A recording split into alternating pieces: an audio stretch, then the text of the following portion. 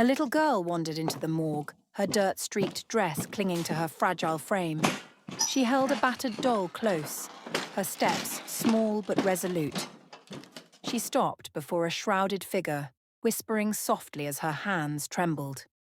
In her innocent mind, miracles were real, but some truths can't be undone. A girl trudging up a lonely hill, pulling a broken stroller carrying a lifeless figure. The wind howled, but she muttered under her breath, determined. What led this child to such desperation? The answer lay in a story of love, betrayal, and survival. Years earlier, a woman stood before a grand estate, pleading with her wealthy family. She sought help for the man she loved, a gamble that would cost her everything. Her family disowned her, and she left with a fortune in her hands but love in her heart. For a time, life seemed kind, until the man's charm gave way to cruelty. His business flourished, but his affection withered. One day, the woman's world shattered in a stark hospital room. Her days were numbered, and the one she trusted most was nowhere to be found. A phone call ended in cold rejection, and outside the hospital, she saw him with another woman, pregnant, laughing, and mocking everything they once had.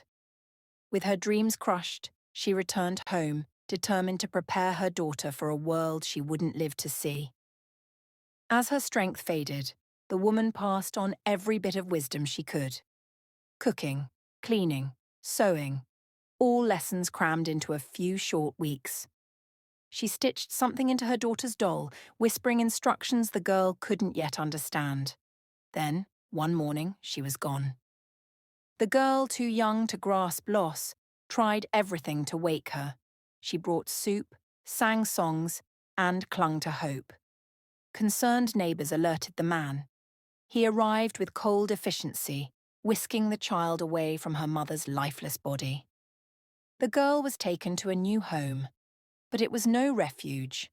Her stepmother treated her not as family, but as a servant. Days were filled with endless chores and punishments, her small hands raw from scrubbing floors. One winter night, she was dragged outside, drenched in icy water as punishment for failing to meet impossible demands. The cruelty seemed endless, but even the weakest can find the strength to escape. One night, clutching her doll, she slipped out into the darkness, seeking freedom. The child returned to the hill where she last believed in miracles. She sat alone in the biting wind, her voice a soft prayer to the stars. A shadow emerged, a kind-eyed farmer, weathered by years of toil. In her darkest moment, help came from an unlikely place. The man offered her shelter, raising her as his own despite his humble means. Under his care, the girl blossomed. Though they lived modestly, he gave her what money couldn't: love and security. Years later, while repairing her doll, she discovered a hidden check and a note from her mother. The woman's final gift wasn't just money, it was hope. The girl used it to build an empire, her determination forged by years of hardship.